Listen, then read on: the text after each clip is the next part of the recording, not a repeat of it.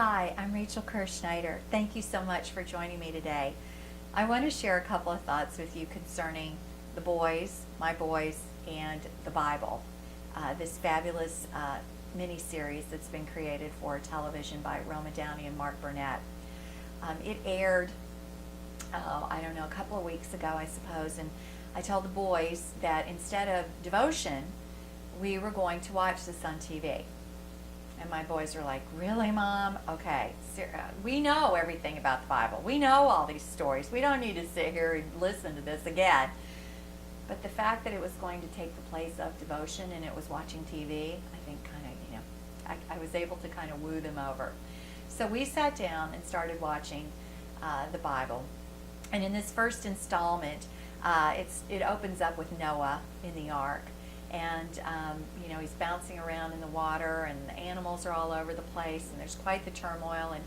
And he recounts the story of creation and how God created the heavens and the earth, and everything in the sea and in the sky, and light and dark and all of that.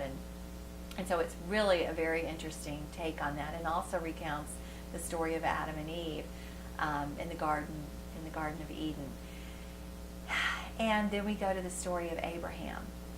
And so my sons are like, Abraham, really? He's so old, Mom. He's never going to have a baby. And then they're sitting there and they're looking at me, and John says to me, you mean Abraham's wife, Sarah, actually told him to go sleep with another woman and have a baby? I'm like, yeah, she did, because she didn't believe God. So it has been, and then they see Abraham finally father Isaac when he's over 100 years old, and then God wants him to sacrifice him. So they see this father carrying this son up the mountain, knowing he's going to kill him. And then they see Abraham bring down the knife, and God saying, "No, you have passed the test." So what I have found is that by sitting with my sons and watching the stories of these regular, normal people, granted they lived thousands of years ago, but they were living life. They had families, they had work to do, they had problems, they had situations,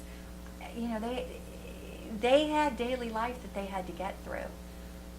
And then they're trying to figure out, what does God want from me? And then they're wondering, why is God asking this of me? Or how do I hear him? Or why would he do this? And then they're seeing people who flat out don't pay attention, or don't want to hear what God has to say, or defy what God has to say.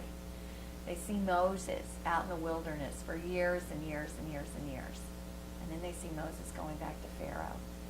And they see Moses going back to Pharaoh again and again and again. So for me, it's been an eye-opening experience to be able to share it with my sons, to also provide additional commentary. I think it's just, and to hear them, and to have them see real people in real situations who commit real sin and who see God's forgiveness and God's grace. It's been amazing. So the boys and the Bible, it will continue to be a saga of my life, but I invite you to start to share the experience of the Bible with your family, with yourself. I'm Rachel Kerr-Schneider. Thank you so much for joining me today.